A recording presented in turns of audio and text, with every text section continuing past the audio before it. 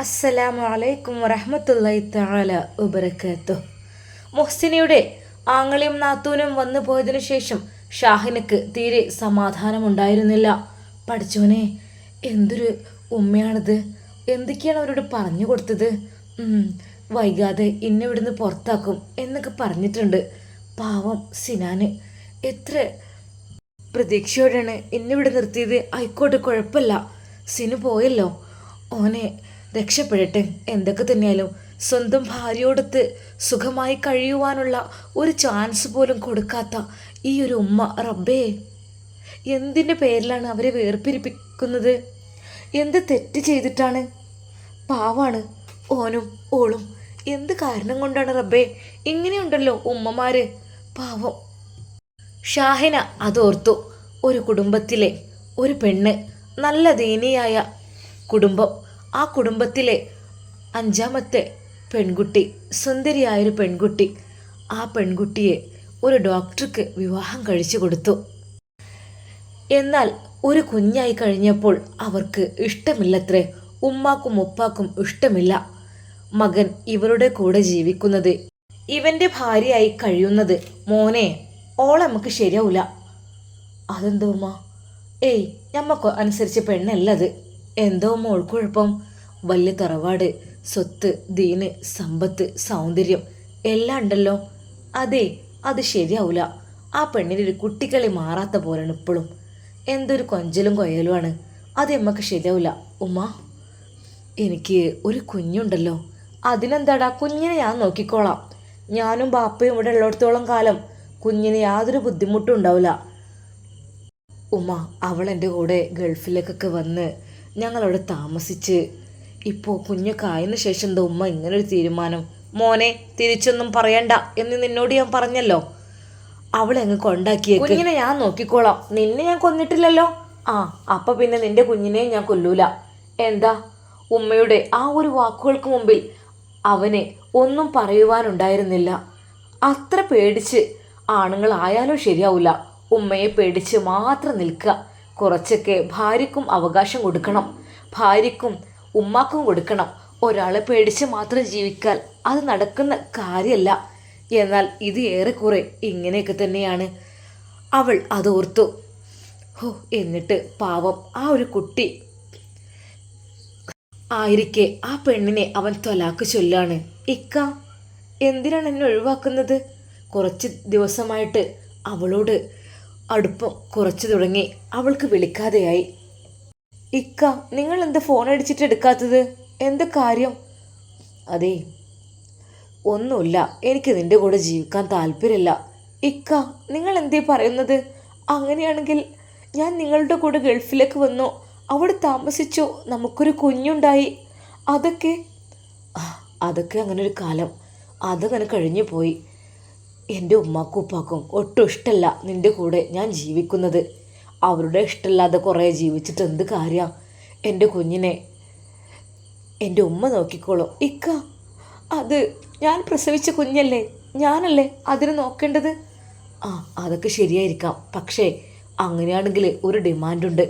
കുറച്ച് ദിവസം മാത്രം നിൻ്റെ അടുക്കൽ, ബാക്കി ഇവിടെ. ഇക്ക, അവൾ തേങ്ങിക്കരഞ്ഞു. അപ്പോഴേക്കും, നിങ്ങൾക്ക് എന്താണ് എൻ്റെ ഭാഗത്തുനിന്ന് കിട്ടാത്തത്? ഒന്നുമില്ല, നിനക്കുറച്ച് വെടുപ്പും വൃത്തിയും കുറവാണ്. ഇക്ക, ഞാൻ എന്തിനു ചെയ്യേണ്ടത്? ഒന്നും ചെയ്യേണ്ടെന്ന് പറഞ്ഞില്ലേ. തൽക്കാലം ഞാൻ നിന്നെ ഡൈവോഴ്സ് ചെയ്യാണ്, വക്കീൽ നോട്ടീസ് അയക്കാണ്. ഞാനും നീയും ഇനിയൊരു ബന്ധമേ വേണ്ട. ആ പെൺകുട്ടി, ആ വീട്ടിലെ ഏറ്റവും ഇളയ സന്തതിയായ ആ ഒരു പെൺകുട്ടി തേങ്ങിക്കരയുകയാണ്. അവൾ അവളുടെ വീട്ടിലെത്തുകയാണ്. വീട്ടിലേക്ക് വിളിച്ച് കാര്യം പറയുകയാണ്. ഉപ്പ, അത് ഇക്ക എന്നെ വേണ്ടെന്ന് പറയുന്നു. മോളെ, എന്ത് നീ പറയുന്നത്? അരുമയായി കൊഞ്ചിച്ച ആ ഒരു പെൺകുട്ടിയെ ഏതാനും നിമിഷങ്ങൾക്കകം ഒഴിവാക്കുകയാണ് എന്നുള്ള ആ ഒരു വാർത്ത അവരറിയുമ്പോൾ ആ പിതാവ് പറയുന്നു, മോളെ, എൻ്റെ പൊന്നുമോൾക്ക് ബാപ്പുണ്ട്. നിനക്കും നിൻ്റെ മോനക്കും ഒക്കെ തലമുറകളോളം കഴിയാനുള്ള സ്വത്തും സമ്പത്തൊക്കെ നമുക്കുണ്ട്. പക്ഷേ ഒരു ഭർത്താവിൻ്റെ കീഴിൽ ഭാര്യ നിൽക്കാന്ന് പറയുമ്പോൾ അതൊരു അന്തസ്സാണ് മോളെ. ഉപ്പാൻ്റെ കുട്ടി പറഞ്ഞേക്ക് ഓ വേറെ പെണ്ണ് കെട്ടണി കെട്ടിക്കോട്ടെ, പക്ഷെ എന്നെ ഒഴിവാക്കരുതെന്ന്. എന്നാൽ ആ പെൺകുട്ടി ഭർത്താവിനോട് കരഞ്ഞു പറഞ്ഞു, ഇക്ക എന്നെ ഒഴിവാക്കരുത്, നമ്മുടെ മോനെ വിചാരിച്ചിട്ട് ഒഴിവാക്കരുത്, നമ്മുടെ കുട്ടി അനാഥമാവും. ആര് പറഞ്ഞു അനാഥമാവുമെന്ന്? എനിക്ക് എൻ്റെ ഉമ്മയും ഉപ്പയും എല്ലാം ഉണ്ട്, ഞാനുണ്ട്, കുഞ്ഞിനെ സംരക്ഷിക്കാൻ ഞാൻ തയ്യാറുമാണ്. പിന്നെന്താ നിനക്കിത്ര ടെൻഷൻ? ഇക്ക ഞാനും നിങ്ങൾ വേർപെട്ട് കഴിഞ്ഞാൽ നമ്മുടെ മോൻ അനാഥമാവും. ഇല്ലെന്ന് പറഞ്ഞില്ലേ? അവനെ വേണ്ട രീതിയിൽ എങ്ങനെ നോക്കുകയാണെങ്കിലും ഞാൻ നോക്കിക്കോളാം, സംരക്ഷിച്ചോളാം. നീ അതിലൊരു ടെൻഷനും ആവേണ്ട ഒരു കാര്യമില്ല എൻ്റെ പെണ്ണെ, ഇക്ക അവൾ കരഞ്ഞു പറഞ്ഞു. പക്ഷേ ഉമ്മയുടെയും ഉപ്പയുടെയും വാക്കുകൾ മാത്രം കേട്ട് നടന്ന ആ മോന് അവളെ ഒഴിവാക്കുകയാണ്, അവളെ ഡൈവേഴ്സ് ചെയ്യുകയാണ്. ആ പെൺകുട്ടി പൊട്ടിക്കരയുകയാണ്. അവളുടെ ഉപ്പ അവളെ വീട്ടിൽ പോയി കൂട്ടിക്കൊണ്ടുവരുന്ന സമയം പോലും അദ്ദേഹം പറഞ്ഞു, അതെ എൻ്റെ മോളെ നിങ്ങൾ ഒഴിവാക്കണല്ലേ, പക്ഷേ ഞാൻ ഒരു അപേക്ഷ പറയാം, എനിക്കൊരപേക്ഷയുണ്ട്. എൻ്റെ മരുമകൻ കല്യാണം വേറെ കഴിച്ചോട്ടെ, കുഴപ്പമില്ല, പക്ഷേ എൻ്റെ കുട്ടിയെ ഒഴിവാക്കരുത്. എൻ്റെ കുട്ടി ഒരു ഭാര്യ എന്നുള്ള നിലക്ക് ജീവിച്ചോളും, എൻ്റെ വീട്ടിൽ ജീവിച്ചോളും. എനിക്ക് ആരുമില്ല, എനിക്ക് 5 പെൺകുട്ടികളാണ്. അതുകൊണ്ട് നിങ്ങൾ അവളെ ഡൈവേഴ്സ് ചെയ്യരുത്, ഒരു ഭാര്യയായിട്ട് അവിടെ നിന്നോട്ടെ, അവൾ എൻ്റെ വീട്ടിൽ താമസിച്ചോളും. വല്ലപ്പോഴും സമയമുണ്ടെങ്കിൽ മാത്രം അവളെ ഒന്ന് കാണുവാൻ വന്നാൽ മതി, അല്ലാതെ ഒരിക്കലും എൻ്റെ കുട്ടിയെ ഡൈവേഴ്സ് ചെയ്യരുത്. വിവാഹമോചിതയായി നിൽക്കേണ്ട ഒരവസ്ഥ അവൾക്ക് വരുത്തരുത് നിങ്ങൾ. ആ പിതാവ് കരഞ്ഞു പറഞ്ഞു. എങ്കിലും ആ വീട്ടുകാർക്ക് അതൊട്ടും കൂസലുണ്ടായിരുന്നില്ല. അങ്ങനെ അതാ ആ ഒരു വാർത്ത കേൾക്കുന്നു, ഷംനയെ ഒഴിവാക്കി എന്നുള്ള വാർത്ത. ശരിക്കും അത് കേട്ടപ്പോൾ ആ പെൺകുട്ടി വല്ലാതെ അങ്ങ് ഞെട്ടിപ്പോയി. അത് വല്ലാത്തൊരു ഷോക്കായി മാറി. ആ ഫോണെടുത്ത് തൻ്റെ പ്രിയപ്പെട്ട ഭർത്താവിൻ്റെ ആ ഒരു മുഖം നോക്കി അവൾ ഒരുപാട് സമയം പൊട്ടി പൊട്ടി കരഞ്ഞു. ഇക്ക എന്നാലും എന്തിനു വേണ്ടിയിട്ടാ എന്നെ ഒഴിവാക്കിയത്? ഞാൻ നിങ്ങളുടെ ജീവിതത്തിലേക്ക് ഒരു ബുദ്ധിമുട്ടായിട്ടും വരില്ല, ഞാൻ എവിടെയെങ്കിലൊക്കെ ഒതുങ്ങി കഴിഞ്ഞോളാം, എങ്കിലും എന്നെ എന്തിനാ ഒഴിവാക്കിയത്? അവൾ കരഞ്ഞു കരഞ്ഞു സങ്കടപ്പെട്ടു. പക്ഷേ താൽക്കാലികമായി കുട്ടിയെ അവർ വിട്ടുകൊടുത്തില്ല. കുട്ടി അവരുടെ വീട്ടിലാണ് കഴിയുന്നത്. ഉമ്മയെ കാണണം എന്ന് പറയുമ്പോൾ മാത്രം ഒന്ന് അവനെയും കൊണ്ട് ആ ഒരു വീട്ടുകാർ വരും, കാണിച്ചു കൊടുക്കും, തിരിച്ചു കൊണ്ടുപോകും. തൻ്റെ പ്രിയപ്പെട്ട കുഞ്ഞിനെ പോലും മര്യാദക്കൊന്ന് നോക്കുവാനോ മര്യാദക്കൊന്ന് ചുംബിക്കുവാനോ അവനെ ഒന്ന് സ്നേഹിക്കുവാനോ അവൾക്ക് കഴിയുന്നില്ല. ആ കുട്ടി കരഞ്ഞ് കരഞ്ഞ് ഒരുപാടങ്ങ് സങ്കടപ്പെട്ടു. മനസ്സിൻ്റെ താളം തെറ്റി തുടങ്ങി. എന്നാൽ അതിനിടക്ക് മറ്റൊരു വാർത്ത കേട്ടു. തൻ്റെ പ്രിയപ്പെട്ട ഭർത്താവ് മറ്റൊരു വിവാഹം കഴിച്ചിരിക്കുന്നു എന്നുള്ള വാർത്ത അറിഞ്ഞ ആ കുട്ടിയുടെ ഹൃദയം പൊട്ടിപ്പോയി. ഒരുപാട് വേദനിച്ചു. തൻ്റെ പൊന്നു മോനെങ്കിലും ഒന്ന് കിട്ടിയിരുന്നെങ്കിൽ അവനെ ഒന്ന് കെട്ടിപ്പിടിച്ച് കരയാമായിരുന്നു എന്ന് കരുതി. പക്ഷേ കൊടുത്തില്ല അവരാ കുഞ്ഞിനെ. ആ സാധുവായ പെൺകുട്ടിക്ക് പണത്തിനോ അല്ലെങ്കിൽ സമ്പത്തിനോ തറവാടിനോ സൗന്ദര്യത്തിനോ ഒരു കുറവുമില്ലായിരുന്നു. ആ പെൺകുട്ടി ഹൃദയം വല്ലാതെ വേദനിച്ചു. താൻ നൊന്ത് പ്രസവിച്ച കുഞ്ഞിനെ പോലും തിരിച്ചു തരാതെ അവളുടെ ജീവിതം അങ്ങനെ ദിവസങ്ങൾ മുന്നോട്ട് പോവുകയാണ്. ഓർത്ത് കരഞ്ഞ് കരഞ്ഞ് അവളുടെ മാനസിക നില തന്നെ ആകെ തെറ്റിപ്പോകുന്ന കോലത്തിലായപ്പോൾ വിളിച്ചു ആ പിതാവ് ആ വീട്ടിലേക്ക് ആ മരുമകനെ. അതെ, എൻ്റെ കുഞ്ഞിൻ്റെ മാനസിക നില ആരോഗ്യ തെറ്റാണ്. അവൾ പ്രസവിച്ച കുഞ്ഞിനെങ്കിലും നിങ്ങളൊന്ന് കൊടുക്കുമോ? ഓൾക്ക് അവളെങ്കിലും ഒന്ന് കാണിച്ചു കൊടുക്കുമോ? ഒറ്റ പ്രാവശ്യമെങ്കിലും എൻ്റെ കുട്ടി കരയാണ്, കുറച്ച് ദിവസം അവളുടെ കൂടെ ജീവിക്കട്ടെ. അവൻ വീട്ടുകാരുമായുള്ള ചർച്ച അവൻ നടത്തുന്നു. അതെ, ഓളപ്പം അവിടുന്ന് വിളിച്ചിരുന്നു. കുട്ടിയെ കൊണ്ടുവരാഞ്ഞിട്ട് അവളാകെ ടെൻഷനായി മാനസിക വിഭ്രാന്തിയിലാണ് എന്നൊക്കെ പറഞ്ഞത്. പൊന്നു മോനെ കൊണ്ടുപോവല്ലേ, മാനസിക അയക്കണ പെണ്ണിന് മാനസികമാണ്, ഒരിക്കലും കൊടുത്തു പോവല്ലേ. അഥവാ അവളുടെ കൂടെ കുഞ്ഞ് ജീവിച്ചു കഴിഞ്ഞാൽ അവൻക്കും ഒരു മാനസികം. പൊന്നുമോനെ കൊടുക്കല്ലേ. ആ പിതാവും മാതാവും വിലക്കി. അവൾ തൻ്റെ പൊന്നുമോനെ ആ ഫോണിലെ ഫോട്ടോയിൽ കണ്ട് ഒരുപാട് കരയും, ഉമ്മ വെക്കും.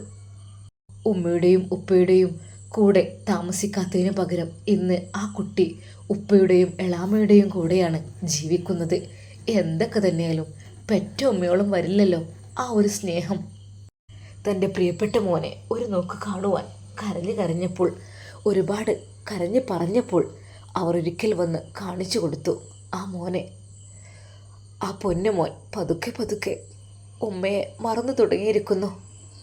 അവളുടെ അടുത്തേക്ക് വന്നെങ്കിലും വളരെ ചെറുപ്പം മുതൽ തന്നെ വേർപ്പെടുത്തിയത് കൊണ്ട് തൻ്റെ മാതാവിനെ ശരിക്കൊന്ന് തിരിച്ചറിയാൻ പോലും ആ കുഞ്ഞിന് കഴിയുന്നുണ്ടായിരുന്നില്ല. തൻ്റെ പൊന്നുമോനെ അവൾ വാരിപ്പുണർന്നു ഒരുപാട് കരഞ്ഞു.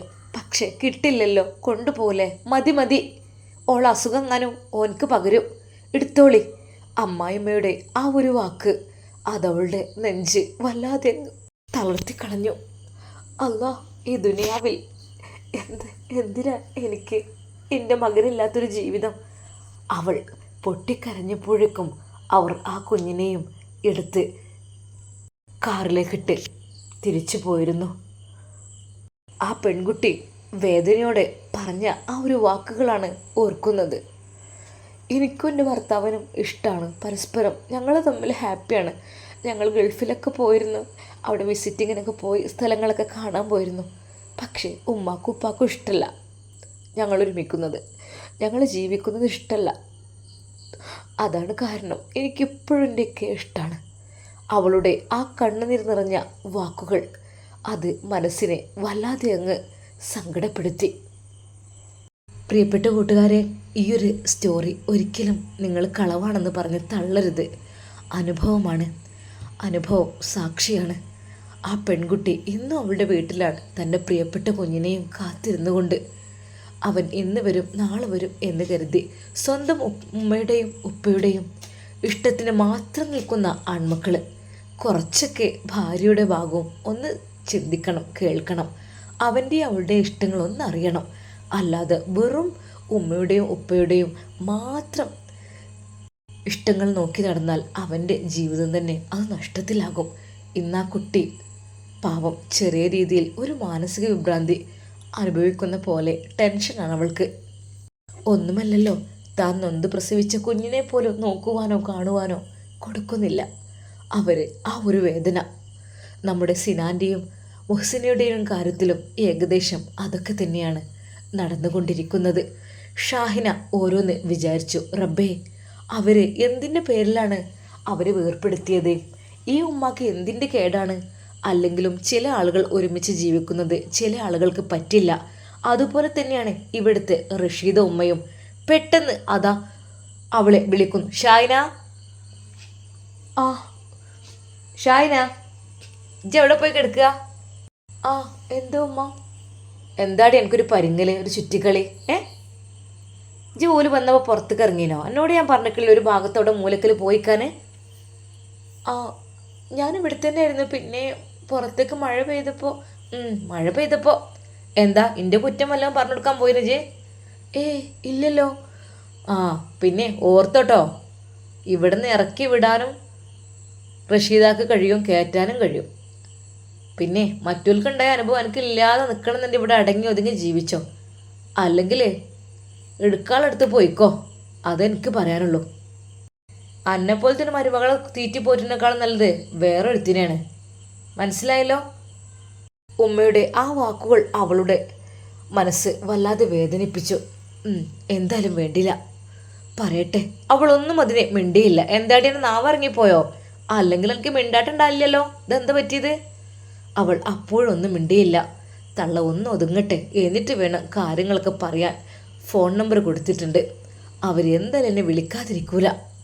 എല്ലാം പൊളിച്ചെടുക്കണം, എല്ലാ കള്ളത്തരങ്ങളും, സ്വർണം മോഷ്ടിച്ചത് മുതൽ കുഞ്ഞിനെ ഇല്ലാതാക്കിയതും എല്ലാ ചരിത്രങ്ങളും അത് ഞാൻ പുറത്ത് ചാടിക്കും, ഉറപ്പാണ്. അല്ലാതെ ഇവിടെ വാഴൂല റഷീദ ഉമ്മ. സ്വന്തം ഭർത്താവ് കഷ്ടപ്പെട്ട് അധ്വാനിച്ചുണ്ടാക്കിയ സ്വത്തും മുതലുമെല്ലാം സ്വന്തം പേരിലാക്കി ഭർത്താവിനെ ഇറക്കി വിട്ട്, മകനെ ഇറക്കി വിട്ട്, മകളെ ഇറക്കി വിട്ട്, എല്ലാം റഷീദയുടേത് മാത്രമാണെന്ന് അഹങ്കരിച്ച് നടക്കുന്ന ഈ ഒരു സാധനത്തിന് എങ്ങനെയെങ്കിലും കൊടുക്കണം. അല്ലാതെ അധിക നാൾ വാഴൂല. അതെ, ഷാഹിൻ ഇവിടെ ഉണ്ടെങ്കിൽ എന്തെങ്കിലുമൊക്കെ നടത്തും. അത് കഴിഞ്ഞിട്ട് ഞാൻ ഇവിടുന്ന് ഇറങ്ങുള്ളൂ. എല്ലാം പൊളിച്ചെടുക്കണം. അവളുടെ മനസ്സിൽ ഓരോരോ ചിന്തകൾ വന്നു തുടങ്ങി. എന്താണ് ഷൈന, ഈ എന്താ പഴം വിഴുങ്ങിയ പോലെ നിൽക്കണേ? എന്താ കുന്താണ് എൻ്റെ വായിൽ? എനിക്ക് എന്തൊന്നും മിണ്ടാനോ പറയാനൊന്നുമില്ലേ? അല്ലെങ്കിൽ കാണല്ലേ എൻ്റെ നേരക്ക് എടുക്കണേ? അവൾ അപ്പോഴും ഒന്നും മിണ്ടിയില്ല. അതെ, വേറെ വല്ല പ്ലാനിങ്ങും ആണെങ്കിലേ ഇവിടെ നടക്കൂലട്ടാ. കയ്യും കാലും വെട്ടിയാൻ സൂപ്പ് വെക്കും, നോക്കിക്കോ. പഠിച്ചോനെ, ഈ തള്ള ഒന്നിനും മടിക്കൂല, കൊല്ലാൻ വരെ. ഇവരുടെ അഹങ്കാരം നിർത്തണം, ഇവരെ ഭരണം നിർത്തണം. പാവപ്പെട്ട ആ സിനാനും അവരുടെ പ്രിയപ്പെട്ട ഉപ്പ പാവം എത്രയൊക്കെ അധ്വാനിച്ചുണ്ടാക്കിയതാണ് ഇതൊക്കെ. അതൊക്കെ അവരെ പേരിൽ അങ്ങോട്ട് എഴുതി വെച്ചിട്ട് ഒരു കുറച്ച് ക്യാഷിൻ്റെ ആവശ്യം വന്നപ്പോൾ പോലും അവരത് കൊടുത്തില്ലല്ലോ. ഹോ, എന്തൊരു കസ്വത്തുൽ കൽബ റബ്ബേ. ഇങ്ങനെ ഉണ്ടാവുമല്ലോ. അത് എല്ലാം പറയണം. അവരുടെ ആങ്ങളോടും നാത്തൂനോടൊക്കെ പറഞ്ഞിട്ട് കാര്യങ്ങളൊക്കെ പോലീസിൽ ഏൽപ്പിക്കണം. എന്നിട്ട് എണ്ണി എണ്ണി ചോദിക്കണം. എല്ലാ കള്ളത്തരങ്ങളും പുറത്തറിയണം. അങ്ങനെ വിട്ടാൽ പറ്റില്ല. എന്തായാലും ഇന്ന് കുറച്ച് കഴിയട്ടെ. കുറച്ച് കഴിഞ്ഞപ്പോഴതാ അവളുടെ ഫോൺ ബെല്ലടിക്കുന്നു. അവൾ ഓടിക്കിതച്ച് ഫോൺ എടുക്കുവാൻ വേണ്ടി പോകും. എന്താടേ കുന്നന്തേള് പായുന്ന പോലെ പായണേ? ഒരു ഫോണിൻ്റെ ബെല്ലടിട്ടപ്പോൾ ആരെനിക്ക് വിളിക്കാനേ? അത് മറ്റാരുമായിരുന്നില്ല. അവൾ ഓടിക്കിതച്ചെത്തിയപ്പോൾ അതെ, അതൊരറിയാത്ത നമ്പറായിരുന്നു. അതെന്തൊക്കെ തന്നെയാലും അവർ തന്നെയായിരിക്കും. ഹലോ, ഇത് ഞാൻ, എൻ്റെ പേര് ഫർഹബി. ഞാൻ മുഹ്സിനാൻ്റെ നാത്തൂന്. ആയിക്കോട്ടെ മാഷാ അല്ലാ. അതെ, ഈ നമ്പറൊന്ന് സേവ് ചെയ്ത് വെക്കട്ടെ കേട്ടോ, ഞാൻ കുറച്ച് കഴിഞ്ഞിട്ട് വിളിക്കാം. അവൾ പെട്ടെന്ന് അത് രഹസ്യത്തോടെ ഫോണിൽ പേര് സേവ് ചെയ്യാൻ വേണ്ടി ഫോൺ കട്ട് ചെയ്യുന്നു. ആരാടി വിളിച്ചത്? അതെ, എൻ്റെ ആൾക്കാരാണ്, വേറെ ആരുമല്ല. അവൾ ആ ഫോണുമായി പെട്ടെന്ന് മുകളിലേക്ക് കയറിപ്പോയി. ആയിഷുമ്മക്ക് നല്ല ഡൗട്ട് അടിച്ചു. എന്തപ്പോൾ ഇങ്ങനൊരു കയറിപ്പോലും ഓഫാക്കലും, എന്തോ ഒരു പന്തികേടുണ്ടല്ലോ. അവൾ റൂമിലേക്ക് മുകളിലേക്ക് കയറിപ്പോയി. അതാ വാതിൽ അടക്കുന്നു. ഇപ്പോൾ ഉറപ്പിച്ചു, ഏകദേശം ഉറപ്പായി. പിന്നാലെ അതാ റഷീദ് ഉമ്മയും ഒരു കാൽ കൊക്കി ചാടിക്കൊണ്ട് കയറി പോകുന്നു. എന്താ പറയാൻ നോക്കണല്ലോ, അങ്ങനെ വിട്ടാൽ പറ്റൂലല്ലോ. പറയാൻ പറ്റൂല, ഇന്നെ പറ്റിച്ച് കണ്ട് ഇവിടുത്തെ സ്വത്തും മുതലൊക്കെ കൈക്കിലാക്കി പോകാനുള്ള തയ്യാറെടുപ്പായിരിക്കും. ആഹാ സിനാനെ, അതൊക്കെ എൻ്റെ ഐഡിയ ആയിരിക്കും. അതൊന്നും ഇവിടെ നടക്കൂലട്ടോ മോനെ. എൻ്റെ ബാപ്പാക്ക് വരെ എന്നെ തോൽപ്പിക്കാൻ കിട്ടില്ല, എന്നിട്ടല്ല അനക്ക്. അപ്പോഴും സിനാനയായിരുന്നു കുറ്റം പറഞ്ഞത്. ഉമ്മ പതുക്കെ അതാ ആ വാതിലിൻ്റെ അവിടെ ചെവിയോർത്ത് നിൽക്കുന്നു. ഷാഹിന എന്താണ് പറയുന്നതെന്നറിയാൻ. ഇത്താ, അസ്സലാമു അലൈക്കും. പിന്നെ എനിക്ക് നേരത്തെ വിളിക്കാനേ, ഞാൻ താഴത്തായിരുന്നു. ഏതാ നോക്കട്ടെ. അതെ, പിന്നെ കുറേ കാര്യങ്ങളൊക്കെ എനിക്ക് പറയാനുണ്ട്. എനിക്ക് നിങ്ങളോട് നേരിട്ട് പറയാനും പറ്റിയില്ല. ഇൻഷാ അല്ലാ ഞാനതൊക്കെ പറഞ്ഞു തരാം. കുറേ ഉണ്ട് പറയാൻ. എന്ത് കാര്യം ഇവിടെ പറയാൻ നിൽക്കണത് ഇത്താ? അതെ, പിന്നെ ഉണ്ടല്ലോ, കുറച്ചുകൂടി വിശദമായ കാര്യങ്ങൾ പറയാണ്ട്. ശരിക്കും പറഞ്ഞാൽ നേരിട്ട് പറയാണ് ഏറ്റവും നല്ലത്. ഈ ഒരു ഫോൺ വഴിയുള്ള സംസാരം കാര്യങ്ങളൊന്നും ഒരിക്കലും അത്ര നല്ലതല്ല. പറ്റുകയാണെങ്കിൽ ഞാൻ നിങ്ങൾ പറഞ്ഞ സ്ഥലത്തേക്ക് വരാം. അങ്ങനെയാണെങ്കിൽ എനിക്ക് കുറച്ച് കാര്യങ്ങൾ പറയാമായിരുന്നു. എല്ലാം കേട്ടുകൊണ്ട് റഷീദ തള്ള പുറത്ത് നിൽക്കുന്നു. ഡീ വാതിൽ തുറക്കടി. തുറക്കാനാ പറഞ്ഞത്. വാതിൽ തുറക്ക്. ഷായിന, വാതിൽ തുറക്ക്. പഠിച്ചോനെ, അതെ ഉമ്മ വിളിക്കുന്നുണ്ട് കേട്ടോ, ഞാൻ പിന്നെ വിളിക്കാം. ഫോൺ കട്ട് ചെയ്ത് വാതിൽ തുറന്നു. എന്തോ ഉമ്മ, ഇജ്ജ് ആരോടടി വർത്താനം പറയണത്? ഞാനോ? ഞാൻ എൻ്റെ ഫ്രണ്ടിനോടാണ്. എന്തിന്? എന്താ കാര്യങ്ങളൊക്കെ പറയാനുള്ളത്? സത്യം അങ്ങോട്ട് പറയേ. അന്നെ ഞാൻ വെറുതെ വിടൂല. എൻ്റെ 1.5 കൊണ്ട് ഞാൻ കയറി വന്നതേ എൻ്റെ മേലെ സംശയം ഉണ്ടായിട്ടാണ്. എന്താണ് ഇജ്ജ് അവിടെ പറയാൻ നിൽക്കുന്നത്? തൊള്ള തുറന്നിട്ട് ഉമ്മ, അത് ഞാൻ എൻ്റെ പഠനത്തിനെ കുറിച്ച് പറയായിരുന്നു. എന്ത് പഠനം? അതായി പറഞ്ഞത്. ഇവിടുന്ന് പറയാൻ പറ്റില്ല, അങ്ങോട്ട് നേരിട്ട് വന്ന് പഠനത്തിൻ്റെ കാര്യം അങ്ങനെ പറയല്ലേ. തൊള്ള തുറന്ന് പറഞ്ഞോ ഷാഹിന. അല്ലെങ്കിൽ ഉണ്ടല്ലോ റഷീദാൻ്റെ സ്വഭാവം എനിക്ക് അറിയില്ല കേട്ടോ. ഉമ്മ നിങ്ങൾ എന്താ ഇങ്ങനെയൊക്കെ പറയണത്? എന്തിനാ നിങ്ങൾ കാലുകൊണ്ട് ഇങ്ങോട്ട് കയറി വന്നത്? വല്ലാതെ സോപ്പിടണ്ട. പലവട്ടം ഞാൻ പറഞ്ഞിട്ടുണ്ട് എനിക്ക് എന്തോ ഒരു കള്ളക്കളി ഇവിടെ നടക്കുന്നുണ്ട്, എന്താന്ന് തെളിയിച്ച് പറയാൻ. എന്താ എൻ്റെ ഉദ്ദേശം? ജാന കള്ളത്തിയാണല്ലോ, ഇജ്ജ് എന്തിനവിടെ വന്നുകൂടിയത്? സിനാൻ എന്നെ അതിനായിട്ട് ഇവിടെ കൊടുന്നിട്ടതാണല്ലേ, ഇവിടുത്തെ ചാരപ്രവൃത്തിക്കൊക്കെ ഇവിടെ ഉള്ളൊക്കെ ഒപ്പിയെടുക്കാനൊക്കെ. ആടി, നിന്നെ ഞാൻ വെറുതെ വിടില്ല. ഷാഹിനയുടെ ഡ്രസ്സിൻ്റെ ഒരു തല പിടിച്ചുകൊണ്ട് അതാ ഉമ്മ അവളെ ആ ചുവരിലേക്ക് ഉന്തുന്നു. എടി പെണ്ണെ, ഇവിടെ നിന്ന് അങ്ങനെ എന്തെങ്കിലും കാട്ടിക്കൂട്ടിട്ടുണ്ടെങ്കിലുണ്ടല്ലോ ബാക്കി വെക്കൂല എൻ്റെ ജീവൻ ഞാൻ. ഇത് നോക്കിക്കോ, റഷീദാക്ക് ഒരാളും പേടില്ല. ഇവിടുത്തെ കാര്യങ്ങൾ എന്തെങ്കിലും പുറത്തങ്ങനെ ഈ പറഞ്ഞിട്ടുണ്ടെങ്കിൽ കാണിച്ചു തരാം. ഇങ്ങോട്ട് ഇറങ്ങി വായേ. എന്തുമ്മ നിങ്ങൾ ഈ പറയണത്? നിങ്ങൾ എന്തിനെ പറ്റിയാണ് പറഞ്ഞത്? അല്പം ഷാഹിന താഴ്ന്നു തന്നെ നിന്നു. പെട്ടെന്ന് ഒരു പക്ഷേ തിരിച്ചാക്രമിച്ചാൽ അത് വലിയൊരു കയ്യാങ്കളിയിലെത്തും എന്നവൾക്ക് അറിയുന്നത് കൊണ്ട് തന്നെ അവൾ അല്പം ക്ഷമിച്ചുകൊണ്ട് പറഞ്ഞു, ഉമ്മ എന്തൊക്കെയാണ് പറയണത്? എനിക്കൊന്നും മനസ്സിലാണില്ലല്ലോ. എനിക്കൊന്നും മനസ്സിലായിട്ടില്ലല്ലോ. എന്തുമ്മ? എന്നാൽ പിന്നെ മനസ്സിലാകണ്ട, അതേപോലെ ഇവിടെ നിൽക്കുകയാണെങ്കിൽ നല്ല മട്ടത്തിൽ നിന്നോ. അതല്ല, എന്തെങ്കിലുമൊക്കെ കുത്തി ചൂഴ്ന്നെടുക്കാനാണ് എൻ്റെ ഉദ്ദേശം എന്നുണ്ടെങ്കിൽ ഷാഹിന, ജീവനോടെ എൻ്റെ കുട്ടി ഇവിടുന്ന് തിരിച്ചു പോലട്ടോ, കരുതുകയേ. ഉമ്മയുടെ ഭീഷണി നിറഞ്ഞ ആ ഒരു സ്വരം കേട്ട് ശരിക്കും അവളൊന്ന് ഞെട്ടി. ഇൻഷാ അല്ലാ നമുക്കിതിൻ്റെ ബാക്കി ഭാഗം നാളെ കാണാം. അതുവരേക്കും എല്ലാവർക്കും അസ്സലാമു അലൈക്കും വറഹ്മത്തുള്ളാഹി തആല വബറകാതുഹു.